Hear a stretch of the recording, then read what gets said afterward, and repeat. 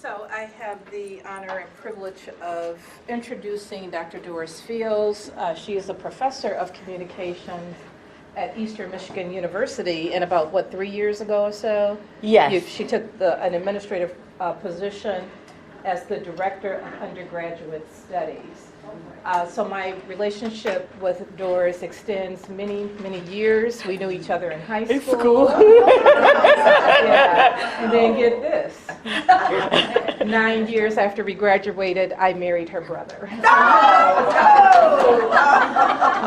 So we're friends. We know each other for all of our adult lives. Yes. So you're sisters-in-law? Yeah. And we're about 3 weeks apart in age. Yeah. So I've known her for all of my adult life, even some years in high school. Yeah.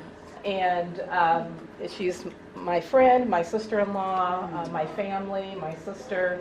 And so I'm just happy that she's here to share some knowledge with us. So we call her Dee Dee. Yeah, that's what I was like. She said Doris, and I was like, oh, I forgot where I am. No, I'm only in professional settings. That's not what my family calls me. When I contacted Doris, I said, should I call you Doris or Dr. Fields? And I didn't say, or Dee Dee. Yes, that's what That's everyone. why I have heard for many years. It threw me for a minute. How are you this morning? Pretty well. Good. I'm a little bubbly. So just to kind of forewarn you that even though I talk about difficult subjects, I do it with joy and grace.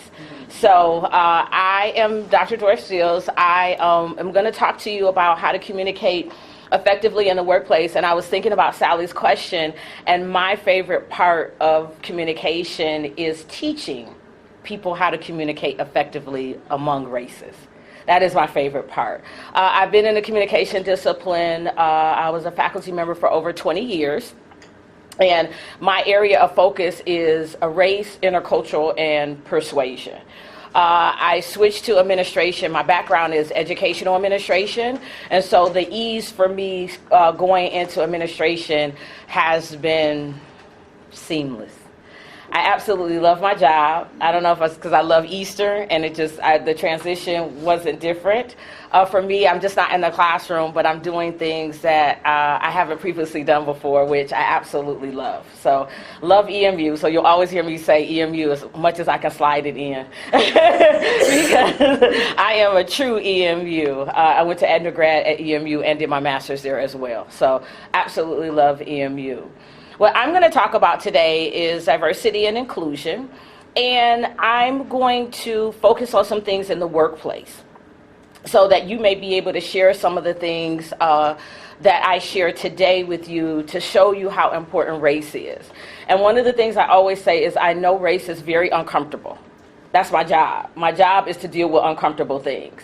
But if we don't have a discussion about race, diversity, and inclusion, then we'll always be the same. And I think it's sad that we have to have conversations like this on a continuous basis because we're not really doing the things that we need to do to get to know who people are and to respect. So on the table in front of you, you have what I call a respect card. Anytime I have a conversation about about race, I always have to have my respect card. So I want you to take a few minutes, and I want you to know what your definition of respect is. So I want you to write down what your definition of respect is on the index card, anywhere on the back, front, wherever you like. And I want you to describe how it feels when someone shows you respect in the workplace, and then tell me what it feels like when someone disrespects you, and then we're going to have a discussion. So take a minute or two to answer those questions, and then we'll talk about it. So, Doris, can we, some of us are retired, and one of the things we do is mediation, and that's sort of our work. Yes. So can we say that mediation is our workplace? Yes, of course. Or anything, work you do in the community, any engagement that you do, or working with other outside organizations. So any of that can be considered your workplace.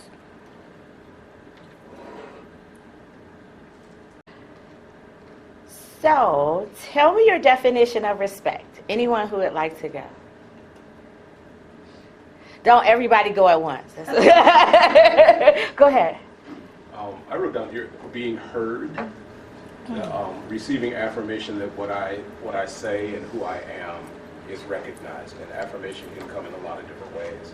Okay. Like, oh, I heard you, or I hear that, or anything that just shows that I can be who I am and what I am. Okay, all right. I'm coming. Go ahead. What I wrote is, respect is permitting others to feel and act differently than you or me Okay. without it being an affront. Okay. I wrote, being acknowledged, listened to, and treated as relevant. Okay. Did anybody have anything different? Go ahead. Put 3 words: equity, space, affirmation. Okay. Anybody else? I'm a teacher, so all your hands. I'm like, I got you. I'm coming. I know. Go ahead. For me, it's the mutual acknowledgement of our norms, needs, and values of each other. Okay. Mine was really similar to that. Acknowledging another's ability, values, and their boundaries. Okay. All right. You're good? Okay. I think we covered. Any other? No? Go ahead. I got 2. Acknowledgement that I'm a person of worth, that has worth. Okay. Go ahead. The awareness that others needs for the same programs as yours. Okay. Boundaries, acknowledging boundaries, mutual boundaries when that came to me, and also part of it means care and consideration. Okay. Now, how do you feel when someone just shows you respect? How do you feel? How does that make you feel? Value. Appreciated. Bubbly. Comfortable. Like you're seen. You're. I think so. Your worth. Your worth. Allows me to do my best work. Allows you to do your best work. Yeah. Okay. So, how do you feel when someone disrespects you? Diminished. Small, angry, less than. Sometimes defensive, because you want to protect. It's like you're protecting yourself against what they're doing to you. Scared. Takes over my mind. Takes over your mind. I just feel like that means there's no reason for me to bother with them anymore, because they obviously aren't worth bothering with. Okay. If they disrespect me. Okay. Because then you have a tendency. It becomes what I call a circular motion. That you just keep disrespect, and then it grows and it grows and it grows because you want to defend yourself, which is important. So we know what respect is. We know what disrespect is. How come we don't respect people every day? Fear? Ignorance? Stress? Own issues? Yeah, you have your own issues. Because a lot of times what happens with racism, discrimination, and prejudice is a displacement. So something happened in this situation here. And so when you meet someone who looks like that person, you displace all the anger you had at that person because you didn't communicate effectively and say that there was an issue onto another. So it's really not about that other person. It's actually something within yourself that you couldn't communicate effectively to that person. So a lot of times it's a displacement of your anger, your fear, all of those particular emotions. Do you all demand respect, or do you do what I call sometimes test? Some people like to test people to see if they're going to respect them or not. Or do you display it all the time? What happens when you're in that space? Do you demand it? I think what I try to do is if you demonstrate respect for the other person, regardless of their circumstance. So I work with children a lot, so I know I may look like some middle school teacher they had at some point that they didn't like. So rather than saying, you're disrespecting me, I just show them respect and give them time to process that I'm a different person. Okay. Does anyone tell people when they've been disrespected? Do you do that? Sometimes. It's a hard thing to do. I've built myself up, so I feel comfortable with it. I'm like, hey, wait a minute. And I go, that's a problem. This is a little bit disrespectful. But I'm older now. But in my youth, I don't think I did that. Often, our reaction often depends on how important that other person is to our moving forward. Yes. Or yes. your own. Or my own, exactly. Okay. I grocery shop a lot, I would say.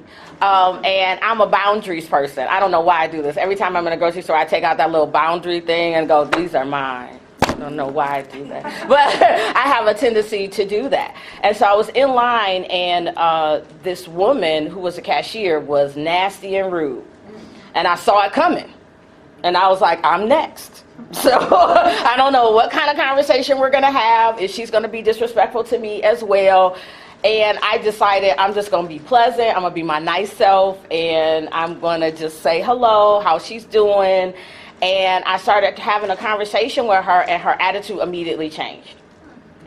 And she said, I'm sick and I have to work today. And you know, the mother in me, I went in my purse, I had some cold medicine. I said, baby, you take this when you go on break, because this is going to make you feel better. And then your outward attitude towards everybody else is going to be better. So sometimes what happens in that process of getting respect for others, they have other issues going on. And they don't recognize, because they're in this bubble, that they're being disrespectful to you. So sometimes you have to highlight that with other people, because they go about their day in their own space. And so until you pull them out, they don't recognize that they have been disrespectful to you. So let's talk about race, because race is a very interesting topic. I absolutely love it. But I have to have you understand that race is connected to everything. And people don't get that. They think, well, oh no, it's just connected to people of color. No, it's connected to every single thing that you do. When you think about your name, and I always laugh about my name is very old school. And I met somebody at work, she asked my name, and we had a moment with each other. Because I don't meet too many people named Doris. And if they are named Doris, they're about 70. And they're white. So when I walk in, people look and go, oh, you're Doris. And I go, yes. And my sister's Elizabeth, my brother is Charles. My other brother is Joseph. I think when my sister named her daughter Sabrina and spelled it with a C-E, we were like, oh, what'd you do? Because my daughter's Victoria, Olivia, Charles, Joseph, William, and so Sabrina with an S-E and Michael with an S-E. We were like, is it okay? You know, but I have very traditional names. That my parents were very traditional. My dialect, my genes, my neighborhood. I grew up in a predominantly African-American neighborhood. Some people don't. Some people went to predominantly African-American schools, and some people don't. And so everything of who I am is connected to my race. So we have to understand that. It's in my culture, I was taught to embrace my race. But in some cultures, they were taught never to talk about race because it was taboo. So you have to know it's central to some people, and to some people it's not. I always tell people I don't wake up in the morning and look at myself and go, oh, I am black. I don't do that. I go, okay, my name is Doris, and oh, I got to get my kids to school on time. I got a project to do. So those are the central things. But you have to understand that some people think differently, and everything they do is connected to their racial identity. Your social status, your class, your skin color, religion, your ancestry, everything has that connecting element. And so once we understand how important race is, it shifts our perspective. Because racism, discrimination, and prejudice is here. It's not an outside force. There is nothing physically stopping me from communicating with Mary, except for our perceptions about each other. Nothing. But we carry it here, and we hold it here. And we're taught at a very young age what to think about racism, prejudice, and discrimination towards others. It's a social construct. We're not born racist. We develop that with our experiences. And as we grow and become adults, those experiences harden. And that's why it stays here. So sometimes it becomes important, serious, and we acknowledge it. And sometimes it's hidden. But it's all connected. So when we talk about diversity in your workplaces, hateful messages to other people and racial jokes are inappropriate in a workplace. And people will go, well, that's normal. You would think that. You would think that. But a lot of people don't understand that. That if someone makes a racial joke, that racial joke can easily be tailored to your race. And people don't think about that. That when you say harmful messages, it impacts your work environment. It changes the people that you work with. And communication is one of those things that if it's not done right or appropriately, it can have harmful effects. Because you can apologize, which is really wonderful, for what you said, but what you say stays with that person. And they never look at you the same because they remember that comment or that suggestion that you made. So it always stays with you. So that's why it's important to have that communication. Potential racial, cultural, and issues in the workplace, fear of other races. What did your parents tell you about strangers when you were a kid? They're dangerous. They're dangerous. Don't talk to them. It stays with us. So anybody who doesn't look like us, we just assume they have the different values or things like that, we get afraid. And that fear comes out in our communication. If I'm walking down the street and somebody from a different race comes up to me, my immediate response is to be afraid and to clench my purse because they're going to rob me. They ask me for the time. My fear is relieved. I give them the time, and then I walk away. So what happens a lot of times is we let our fears elevate so high when there's really not a threat. But that fear prevents us from communicating effectively with other people because it stops us in our track because we don't know what they're going to do. And then all of what I call all the stereotypes come right back to your head. And they pop in, and then they stop you from communicating as well. We have miscommunication between individuals. And I always tell people that, do you communicate effectively with everybody inside your race? Think about it. No. Then why would you expect to communicate effectively with somebody who looks different from you? You're not. So don't get panicked about that. Because a lot of times people that look like you still don't communicate effectively. And so you have to recognize that communication is flawed and then do things to correct those things. Your race or gender stereotypes, people will make stereotypes based on how I look. And I go, that's okay, you don't know me. But once you know me, I will probably have an impact on your life. And so I have to make sure I always put that disclaimer in. But if you come with stereotypes, again, that's a blocker. It stops you from communicating effectively because you're focused on those stereotypes instead of focusing on how to get to know someone who's different from you, who could bring a completely different perspective to your life and change how you think or you feel. That's what's supposed to happen. Microaggressions. Microaggressions are daily little small things like a knife stabbing you consistently all day. And it's little things that people will say to you that sometimes they're conscious of and sometimes they're not because they've been speaking in this particular manner for so long. People of color experience microaggressions daily. So if a person of color may explode, it may be because all day people have been attacking them in slight little ways. And those microaggressions actually build up over a period of time. Go ahead. Go ahead. Doris, can you give me an example of a microaggression? Because I've never heard of a microaggression before. Oh. You're so articulate. Yeah, they're so articulate. I was trying to think of one that wasn't as simple. Someone would tell me, you have a degree? Oh, how'd you get that job? What'd you do? Where are you really from? Yeah, where are you really from? So they're like little insults that are a consistent kind of It's interesting, dab. though, right? And I go, well, yeah, I did go to school. I do have a PhD. I work really hard. That's why I'm here, So, but the questioning of my presence, the questioning of my skills, and the questioning of my abilities. Okay. And then when I demonstrate them, then they step back. So it's a constant of that you may not even be aware of that I experience on a consistent basis. And even though I'm in my administrative position, I still experience microaggressions. But I correct them, so I'm different. Stop that. But I'm that type of person because I always say I cannot go home to my children and be disrespected.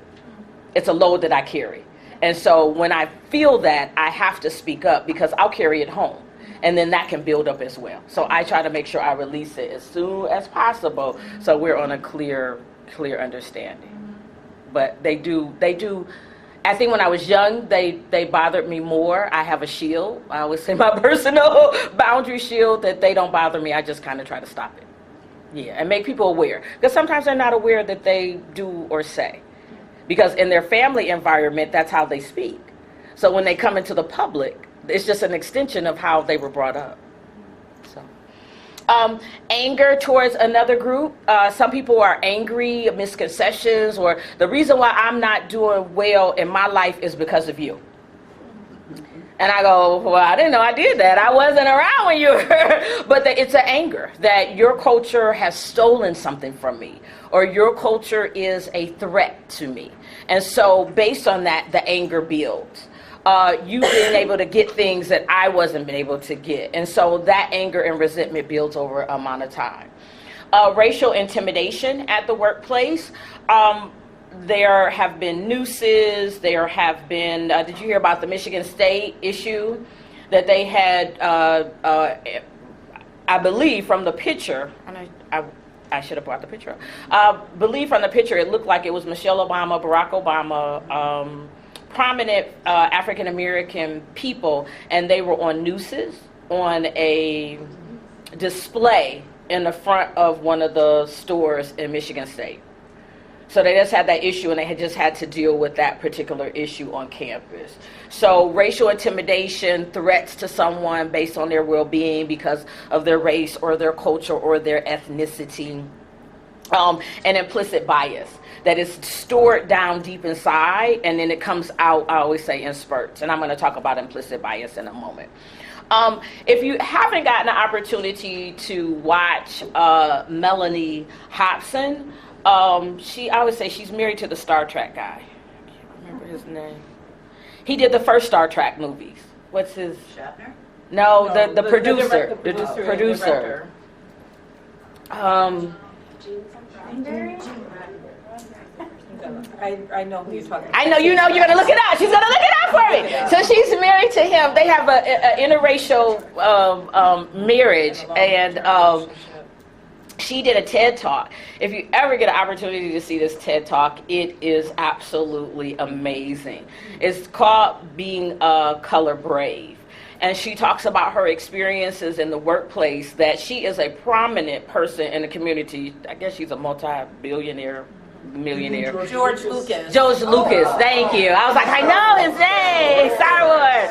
George Lucas, the man, right? I'm like, the man. She is his wife. Oh, wow. And she tells a story that her, and at one particular time, it was the only black Republican in the Senate at the time, and they went to an event. And when they walked up to the table, the person that was behind the table said, oh, well, let me take you where you need to go. And she took them back, and they were like, where are we going? And they were like, I don't know. She took them back to the kitchen. So you could get dressed and help serve the food. And then the other person who knew who they were was like trying to chase them down. And she said, oh, no. But she said, I'm a multimillionaire. And they looked at me and looked at this senator and said, oh, you must be helped. Instead of, oh, you decide to be in this place.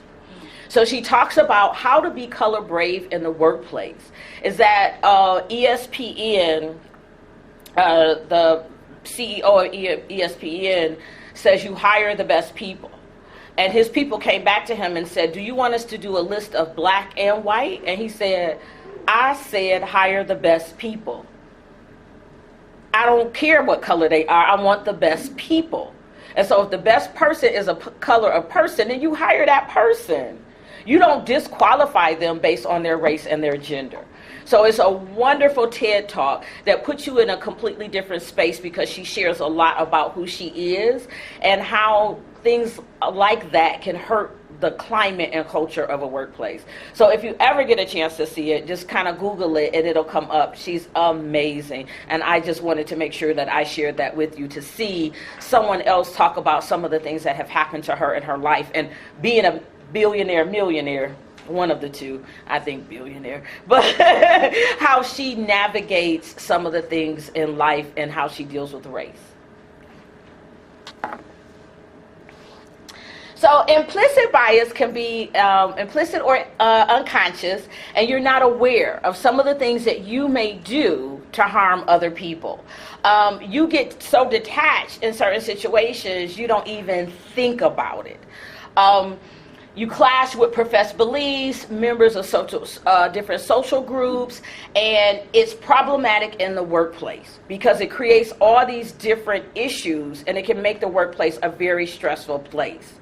In addition to any type of negative communication, it affects your productivity. That if you're in a place that is horrible to you and nasty to you, you don't want to work there. You don't even want to do any work. You just feel defeated, and you feel like, I'm in a horrible place. I always tell people I'm in a situation where I have been blessed, and a lot of people haven't been blessed in my situation, that I work in an environment that understands cultural diversity. And so I always kind of say they brought me up in that environment. I was a student when I was in that department. And as a student, they noticed something special about me. And so they were very supportive of me at anything that I did. And so when I first got hired in to my job, the people that hired me in were actually the faculty members that I had. And so they realized something about her. She went on, she did all her stuff. We want her to stay. And then that's how I became hired in as a professor. So they understood cultural awareness. They knew there was a need for cultural awareness, and they have always been supportive of me. My only downfall, I always say, is that I didn't have mentors who looked like me. And that was very challenging because I represent 5% of the entire U.S. population. I am a woman of color, I have a PhD, and I have tenure. And so they recognized that, and they made sure that my environment felt safe. They couldn't be with me all the time, and so I did experience some racism and discrimination, but they were aware of certain things and provided moral leadership and educational support to me. But everybody doesn't have my same experiences. Most of the time when I have conversations with people, their experiences are horrible, and it's because they didn't have that support in the workplace. So having that support and making people who look different from you feel important and justified and worthy is significant, because they in turn will open the doors for other people that look like them and make the environment diverse. So how does lack of diversity and inclusion impact the workplace? It harms your recruitment. People look at your companies and they look at what you're doing. And if they see it's not diverse, they don't want to join. They go, nope, I want somebody who can at least relate to some of the things that I relate to. But if you don't have any diversity, and you say you work at CVS and your customers are diverse, but everybody behind the door or behind the desk and the cashier is not, people go, I don't know if I want to shop here. I want to see somebody who looks like me. It's a comfort. And so you want the money, which is green. So you want to do, in businesses, really a good model for businesses, they want to make sure that they attract people of all races and all diversities for their product. That's more helpful to them, is that everybody's using Tide, not just one culture or one race. It prevents promotion. That what happens a lot of times is that especially for women, and you get the glass ceiling. They only let you go up so far, and then they want to keep you constrained. But your skills and abilities are all the way up here. So what happens is you actually lose a lot of people because they feel like they can't grow.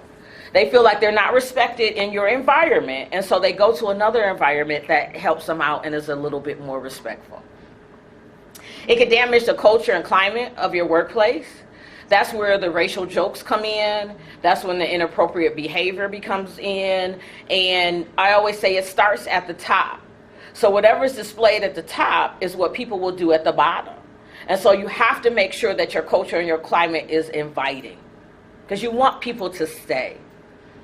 It creates inequality. And what happens is they say, oh, you favor them over me.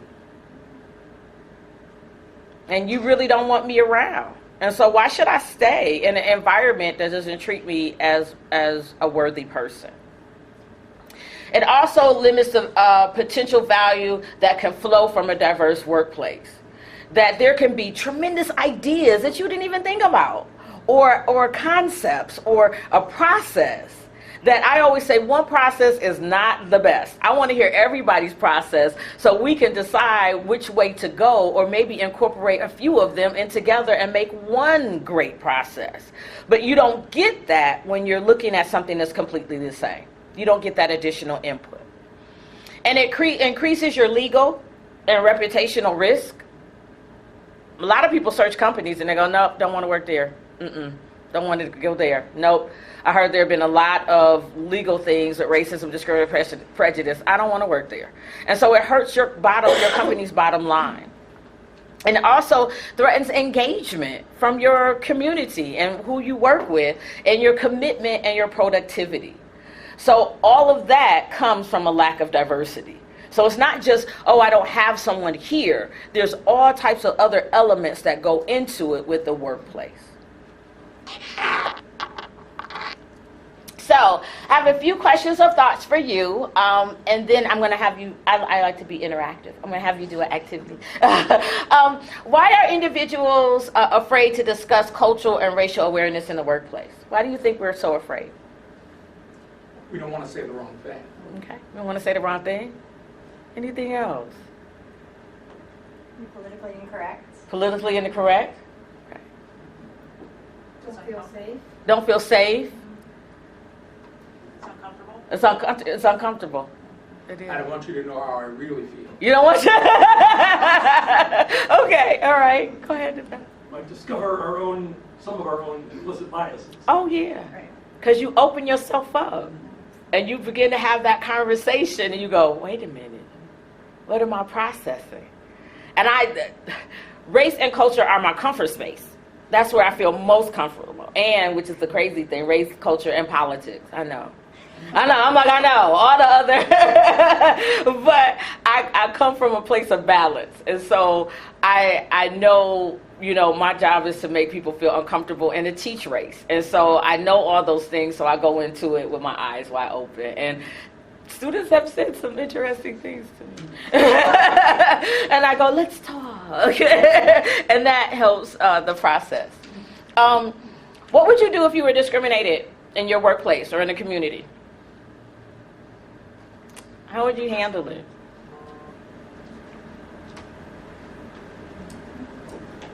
More than likely, I would assess the risk, the cost benefit.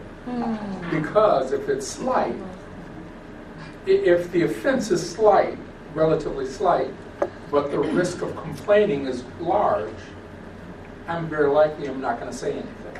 Okay. Yeah, I think it's a huge dialogue in your head when you know, and I've had personal experiences. I was denied positions. I remember interviewing with a big organization. I won't say the name, and I had been out of the workplace for a little bit because I had my son. And I was ready to go back to work. So I applied for a job and got an interview. And the interviewers were 3 or 4 men, older men, and they were intrigued that I had been at home for about a year, taking care of my child. And so they questioned that a whole lot more. And I knew, because I had done some work at the Eeoc and my internship and all, so I knew that they were on such a bad path of questions. And then it became, well, this job will require some travel, which I knew. I knew that. Do you have child care? Your husband? Are you married? So I don't know if they asked me that because I was a woman or because I'm a black woman. Because so many. Those are all illegal questions in my mind. I'm like, illegal. Well, your sister being the attorney that she is, I called her. I'm like, guess what happened to me? And that same kind of questions with the same agency happened to a Latino friend of hers in New York. Was around it the same before time. the law or Mhm. after the law? Was it before the anti-discrimination? This is in 2001 Oh, forget it. or 2. This is- Yeah, so, yeah, so, I'm just saying, that happened, that situation happened in an interview, and I immediately, like, I'm gonna get out of this room, first of all. Because I knew, and if, going back to the other slide, I knew that this was not gonna be a place for me, and I had the choice to not be there. And no one made the assumption that maybe I had a whole house team of staff to take care of my kid, those kinds of, as possible, right? But to this question, it's such a negotiation of what do you do when you are, for me as a person of color, and I had some things to happen several times in the workplace in my early part of this career as a mediator, and I had to keep thinking, what do I do? Do I lodge a complaint? What will happen to me? Will I shut every door that is only being cracked a little bit for me? How will this follow me? What do I do? And it was a huge conversation in my home about what to do to handle that. And I think we know it's happening. We know what it is. It's clear what it is, but you have to figure out what to do, and you're just weighing, one factor against the other. What will the damage be? Can I absorb it? Can I move on? It's a huge, for me, it was a huge, huge moment.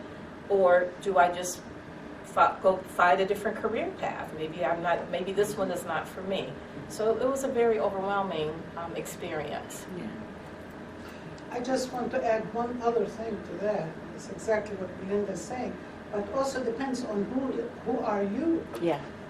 If you are an immigrant, Mm-hmm. and you just came into this culture, you say this is America, and this is how they do things here, and the whole racial picture shifts from your culture to this culture, and you have to adjust to that, and you'll keep your mouth shut because you want that job. So, and it's really situational, wherever you happen to be, Exactly. that how you deal with it and how you focus on it. I'm sorry, just go ahead. Another thing, we're not aware of it, but religion enters into this too. Oh, yes. Your color, your religion, your culture, your accent. That's why I said everything is completely connected. And I think, and I'll get you, one of the reasons why this is actually my last semester teaching, but one of the things I loved about teaching my course, I taught an interracial, interethnic communication course, is that depending on what happened in the world, I could always bring it into class. And so a lot of people can't do that because they have to stick to what they do. And I'd be like, let's talk, something happened. And so I got to bring it in. So last summer, I reconfigured my whole entire class and added this particular, I always had EEOC in it, but I added something different because there was a person who is the president, and he put in a tweet, go back to where you come from. And I was like, no, I got to put that in a lesson, because if you say that at work, you're going to get fired. So just because somebody says something, you try to bring it into your workspace, you're going to be fired. And so what I decided to do is shift the whole chapter that's on organizations to focus on one of my discussion questions is to focus on the EEOC. Because one of the cases, or there are tons of cases, but I brought up a couple of cases of individuals who said inappropriate things about people's culture, religion, their race in the workplace. And you could be sued, and you could be fired and lose your job. So because you hear things in social media does not mean you can bring those things into the workplace, because you cannot. And so I wanted them to understand, but that was my question, is what would you do? And I gave them 4 options. I asked them, would you quit and just get another job and just disregard all the stuff that happened in your one place? Would you stay? Because sometimes it's a monetary issue, that you have to stay in that position because, one, you can't find anything else that makes that amount of money. And it becomes more about the importance of your family and making sure your family is taken care of? Would you report them to your EEO office and make a claim? Because the federal government will then get involved. Or would you personally sue them? And the answers are absolutely amazing because it varies from situation to situation, what people would do. And there's no right answer. It's completely up to you and what you think is good enough for you in the workplace. And you have to make that distinction. But we have to talk about these things because if we don't, it becomes this thing we sweep under the rug. And before we know it, the rug is real high. And it's real high full of issues. And then when it's so high full of issues, it's so many issues, people don't know which issues to take first.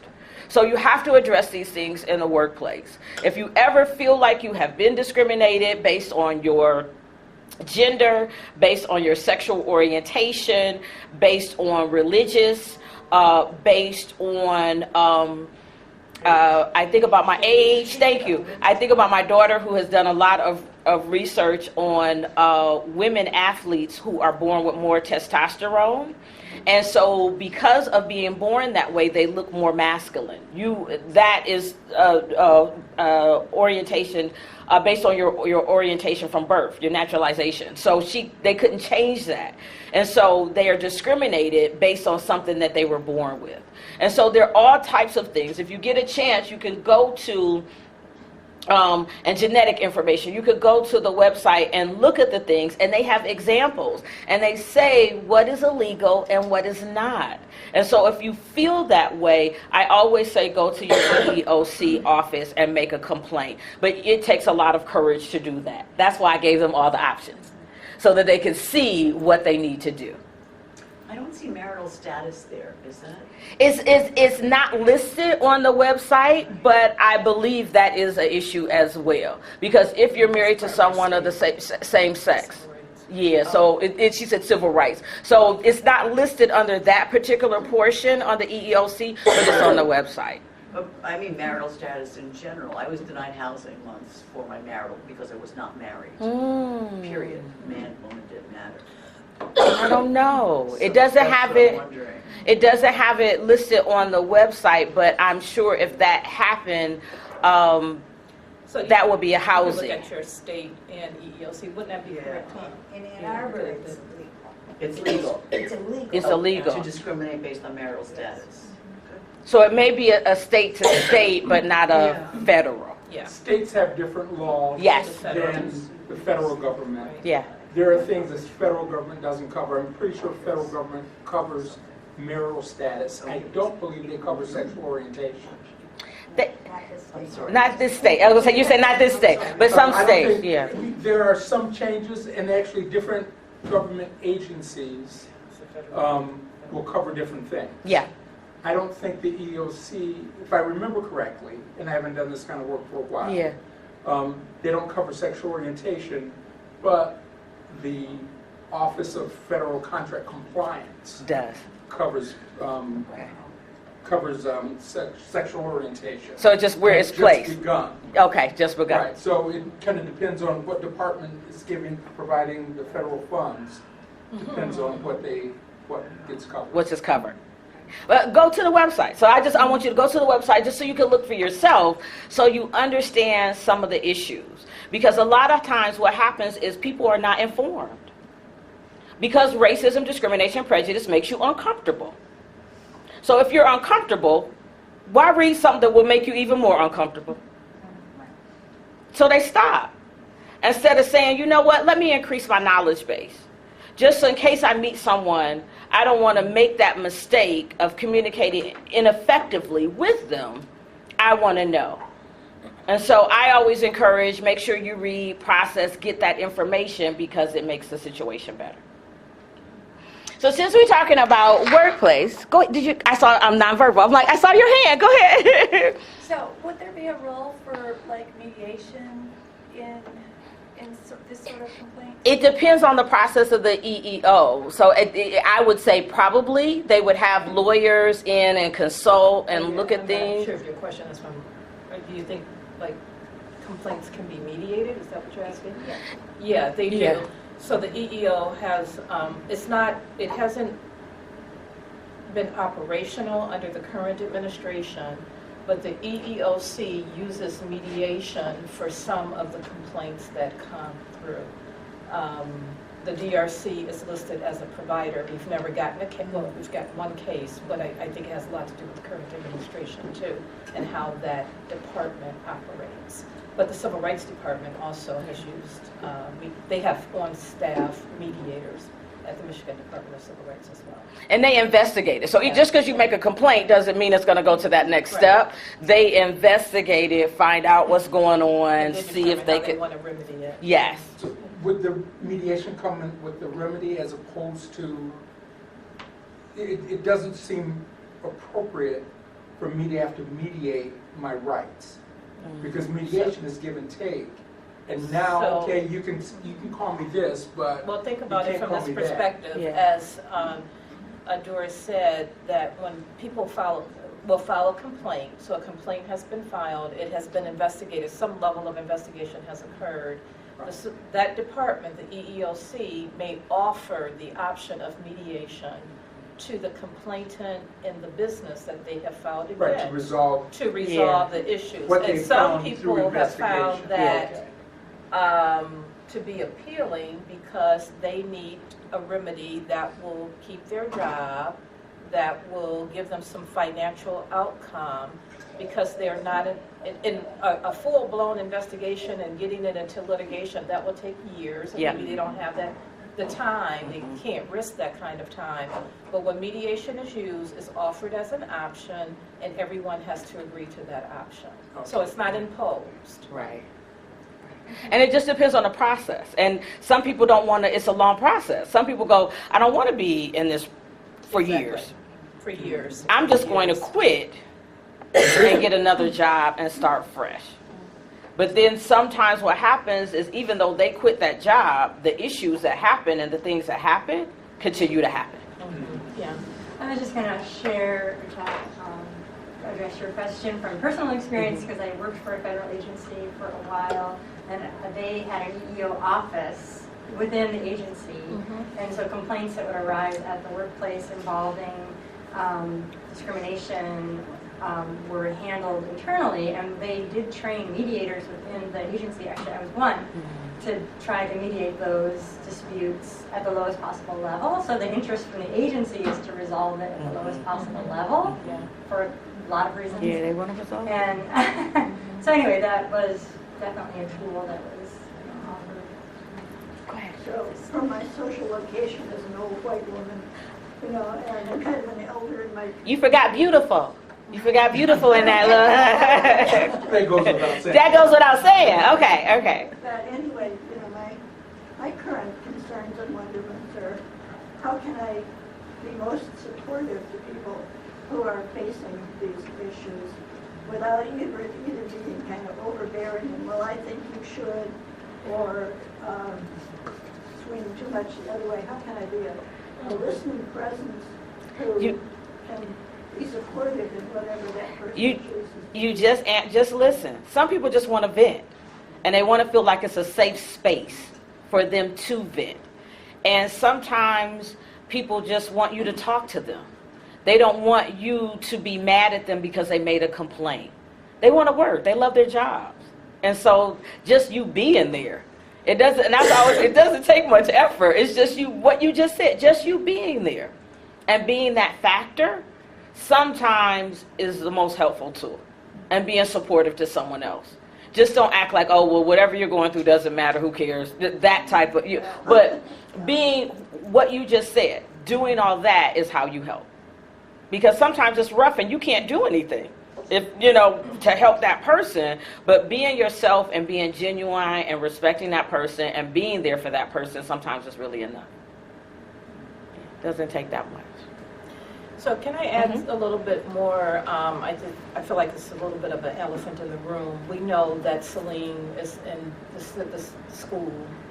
There was an incident at the school, and it's has made the media. Yes. But I just want to also note that that's not the only school. The DRC has been contacted by schools to deal with this kind of stuff, the microaggressions, the offensive behavior among students, sometimes between adults and students. And we use the restorative approach, the restorative model, not necessarily to problem solve, like you should fix this problem by doing X, Y, and Z. I have found, and I was personally a part of one recently, and I won't go into detail because I don't want to identify the school, where it was religion. The behavior, the attack was on a person's faith, and it blew up into a horrible situation. And you're saying that made me, because I thought I'm not doing anything. I'm sitting here and I'm not doing anything, and we listened for about 2 hours. Just listened to these students and adults process and unpack what that experience was like for them and how it has been impacting them since the incident occurred. And then there was discussion about how they wanted to move forward, and it was a learning experience as well. There were some kids involved in this one, not even understanding that their behavior or what they pull things off the internet and they reiterate it and say things and how harmful and hurtful it was. It was a learning experience in that process as well. And again, we've been contacted on several occasions about situations like this in schools. I tend to believe this is going to be the start of something.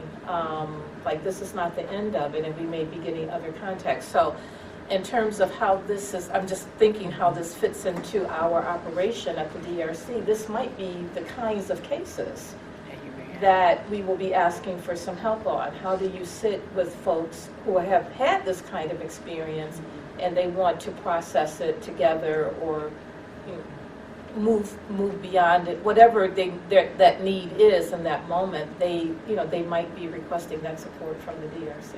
So just putting that out there as food for thought for those who are trying to figure out your place in this conversation.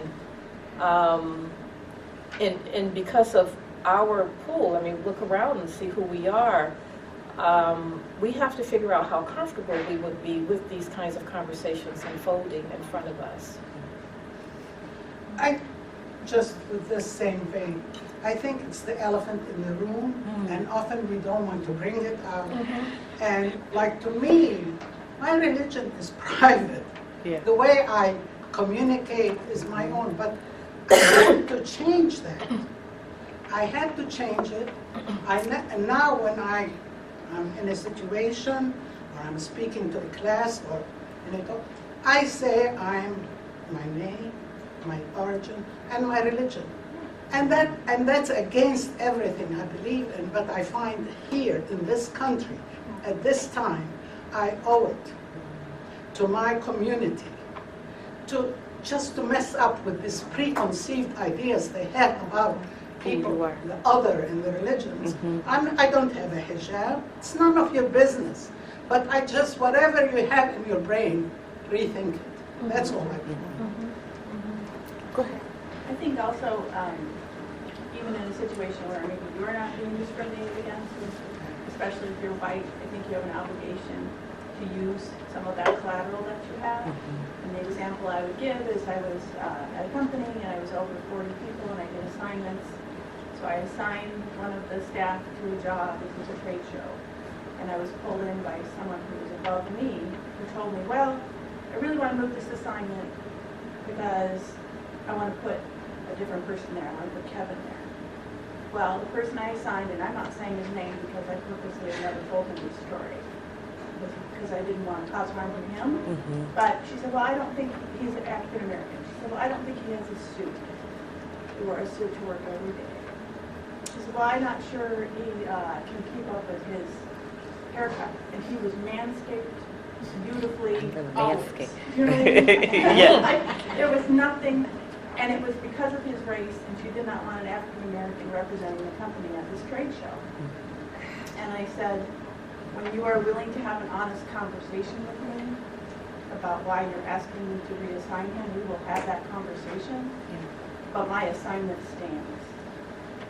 He is completely qualified to do this job. And, you know, she did not feel comfortable acknowledging her racism, her anxiety. And you know, I would have been totally fine if she had said to me, look, this trade show's in the South, I'm not sure how this is going to go. I mean, if she had just been willing to just have a conversation, but she wasn't. So I walked out of there knowing that she probably liked me less. Yeah, right? That's okay. But I don't care. I don't need to be liked by everybody. I was going to say I'd rather be respected than liked. So I think part of it is, I'm not saying that you blow the room up every time, but that you find ways to push forward. Yeah. Because we can't stay in the same place that we've been in. And for me, I think because I have children, I owe it to my children to provide a better future for them. You owe it to your grandchildren to provide a better society for them. You owe it to your nieces and nephews to make sure that they have a world where they are comfortable in and that they feel safe. So I owe it to them. That's why I do everything that I do. I was going to have us do an activity, but I'm running out of time. But I'm going to share all my PowerPoint with Belinda, and then Belinda can share it with you. Sally, yeah. I'll make sure, or Sally, I will make sure I do that when I get back to my office. But And then I'll send it to all of you. If you make sure you have, for those of you that may not have your email addresses, make sure that you write them on the sign-in sheet. And I will also in the email put my contact information. So my door is always open. So you call me or email me if you have additional questions when you go home or something like that. So I'll make sure I put my contact information on there as well. So I'll skip the activity and then I'll just go next steps and then we can talk for the rest of the duration. Respect your differences, embrace your differences, understand how hate messages understand hate and the messages on social media impact who you are. I didn't focus on social media, but I do because people will tell me there's so much racism and hate right now, and I go, no, it's not. And they go, yes, it is. It's so much, and I go, no, it's not. And they go, no, it is. This is the worst it's ever been. I said, no. It's not. And they say, well, yes, it is, because it's on social media, it's everywhere. That's the key.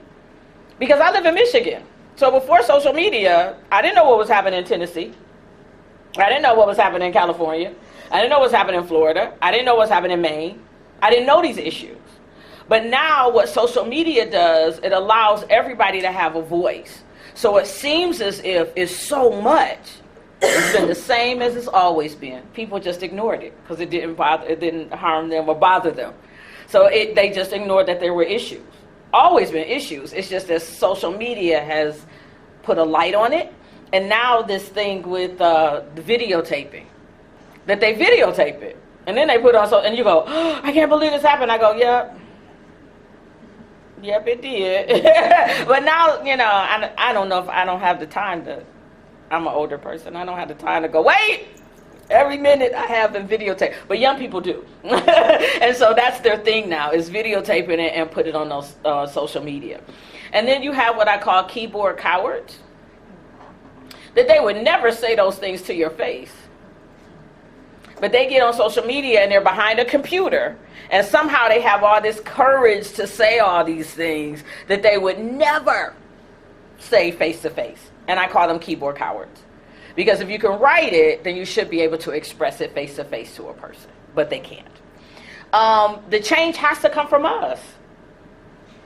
If we don't do it, it won't happen. And it's hard work. It is not easy. And I think people think, well, I don't want to do all that. That is what it's going to require. It's going to require a conscious, a consistent effort from all of us to make sure that we just treat people with respect. It's something simple, but sometimes we have a difficult time doing it. And we have to either decide that we're going to embrace hate or we're going to embrace love. Hate is easy. Anger is easy. Love is difficult. It takes a lot of effort to put love out into the world. I always tell somebody, oh, you're so positive. I was like, you don't know how much work it is. It is so much work. I'm exhausted by the end of the day because there are some people that I go, they have put me at my limit. I am. And then I go, courage, joyfulness. It takes a lot of effort to be kind. And people just say, oh, you're just, no. I wake up in the morning and I make a conscious decision to respect people, to love people, and to embrace people. But doing that on a consistent basis is a lot of hard work. And the choice is us to change the world. It was always been. And someone that asked me a long time in my career, why do you do what you do? Why is this something that's important to you? And I said, I want to change the world. And they're like, well, you can't change. You need a lot. I could do it one person at a time. Now, I didn't say I was going to change the world and it was going to be instant gratification. But if I can touch one person one at a time, my hope is that when I touch them, they touch someone else. And it becomes that pattern where I spread it out all over the place. And I've taught for like over 20 years. I know I've had to have an impact on thousands of people. And so one at a time for me is how I do it. But make a decision on how you want to live the rest of your life and how you want the future to look like. And I think that's important. So do you have any other questions, comments, talking? Go ahead. Could we see the exercise just because if Yeah. we're driving, we can think about what we would have done, said, whatever? Yes. So what the exercise is you are a middle manager, traditional size corporation, and you hire new employees. And so what happens is that there are a variety of different backgrounds, and you realize as a result of hiring so many diverse people that you need a diversity training. Now, not all companies do diversity trainings. Not even all organizations do the diversity training. What happens a lot of times is some companies have it and they do it, or an incident happens and they have to do it. So it's usually one or the other. The biggest one, I think the one that to me is so significant, I can't remember his name, I'm so horrible with names, but when President Clinton was president, his Secret Services went to Denny's. And they went to Denny's to eat. And they served the white Secret Service officers twice before they even attempted to or didn't serve the black Secret Servicemen. So what they decided to do is they found out that other people had had issues with Denny's, and they did a class action lawsuit against Denny's. They brought in, and they always call him the super person. They brought in an individual who was from Hawaii, and I'm sorry, I can't remember his name, but he is white, and he said being in Hawaii, he experienced discrimination because he was out of his element. And from that, he grew. So companies hire him. He's worked at Burger King, Sears, Kmart, and what he does is he comes in and shifts companies and does diversity training. So they hired him, and Denny's changed. And you start seeing more commercials with Denny's and African-American families. And now Denny's is actually one of the best places to hire for diversity. And so he came in and changed the culture because they didn't have any training.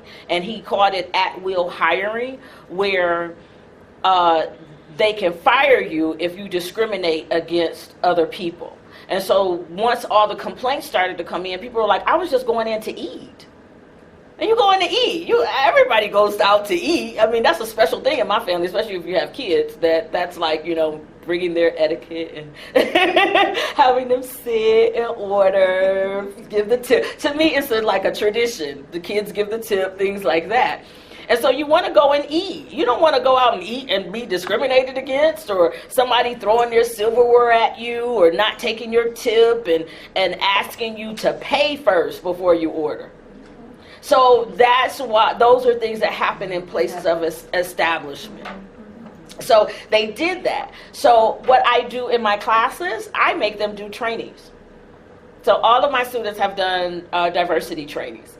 And so they do diversity training in education, they do diversity training in the workplace, they do diversity training in retail, diversity training in media, and they do, I think, one more. I can't think of it off the top of my head. But I have them create a training workshop so they teach others how to deal with diversity issues in the workplace. So my activity would be, what kind of training do you think it would entail? Do you go into a deep dive of diversity training? So that means you have to really look at your company. Or do you want to just offer diversity training? Anybody that comes. You could give them comp time or however you want to situate it. What is the rationale you would use to communicate the importance of diversity training? Because some people say, well, it's not important, I don't want to focus on it. But you could talk about how it impacts your company.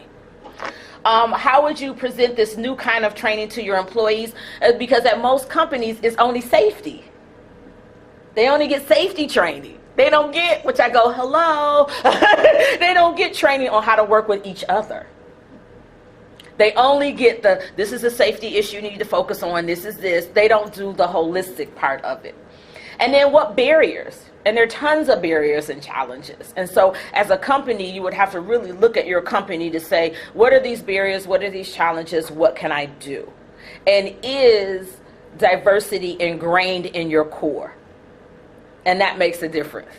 And I think that's one of the reasons why I like working where I work, because I know diversity is in the core. It's ingrained in our coursework. We have in our discipline, we have a I'm thinking of my department, U.S. diversity and global awareness. Students have to take classes. We honor holidays and celebrations. Which I was just a part of, and I'm exhausted, Martin Luther King Day. We have a 6-day event. We're one of the biggest ones in the nation that has a 6-day event, and it takes us 8-9 months to plan. So what type of things are your companies doing, and what are they celebrating to make sure everyone feels included? Any benefits, and you could talk about the bottom line and how diversity impacts your bottom line as a company. And then how would the organization benefit from that training? So just some things to think about, that the importance of diversity training. And not a lot of companies have diversity training unless a situation arises. And they go, we need to deal with this and we need to have training. But it should be something that you do when a person comes into the company.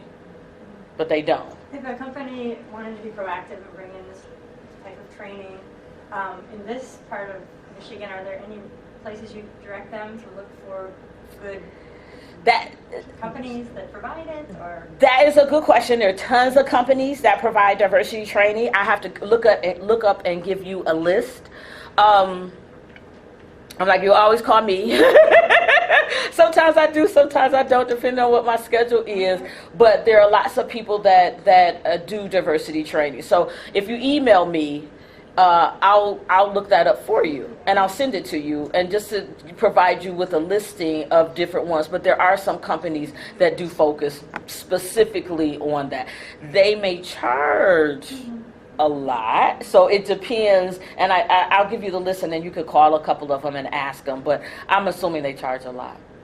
That's my thought, my consultation. So I work in a corporate setting, and they do have the diversity training. Good. And up to this point, any company that I work for, if it's like certain number or certain size, they usually provide diversity training. I think it's one of the things that they check off. Yeah. And I don't really see that was very. It didn't really change anything. It just meant that the idea doesn't change in the 1 or 2 or 3 training, which, it's definitely better than nothing. Yeah. But oftentimes it just goes under. Yeah. People learn what not to say and what not to do. And I think it depends on, I think you have a valid point. One, I think it depends on who's doing the training, who's invested in it. And you can't do it one shot and think it's done, because diversity issues come up continuously. So it has to be what you said, a 2 or a 3. And diversity takes time. People think that if I have a training, I'm immediately. Sometimes changing your behavior is instant, depending on what lesson you learn. And sometimes it takes a progression of time. So I can't put a time limit on when it will impact that person. And so sometimes if it goes under the radar, me being me, I would say, hey, we may need to do this again, just so people get the concept. So it may be something that you have to go back and say, can we change it up? Is there a different company? You know, and how invested are they in it? I'm invested in change, so I do it consistently. It doesn't, some people may not have that. So I don't have a direct answer for your question, but I think one, having it is significant. A lot of companies don't. So at least having it and having the discussion means, one, that they're invested in it. And what people take from it depends on their personal needs. Because sometimes people go on diversity training and they realize things about themselves and they become defensive.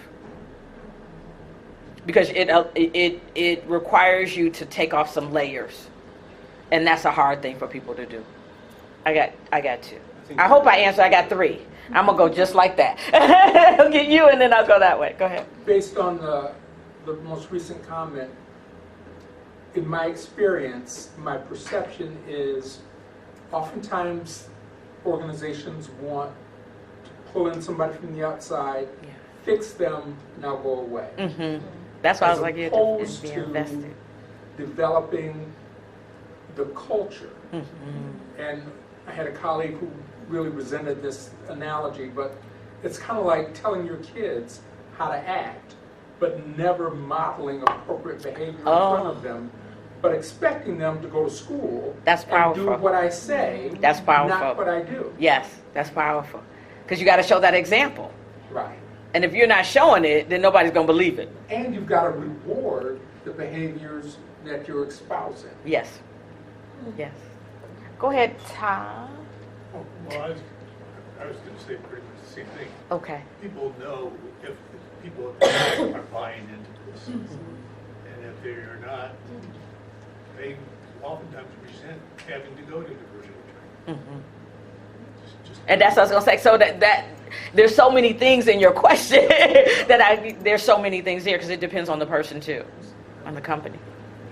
I wanted to add to that quite often, so I've been experiencing diversity trainings and going to them, and I present workshops around creating inclusion and diversity. And one of the things that I see repeated over and over and over and over and over again is that diversity trainings are limited to changing either personal or interpersonal relationships. They focus on the personal and the interpersonal relationships. So you might change your mind or your heart about certain things. You might change your behavior as you interact with your fellow employees, fellow workers.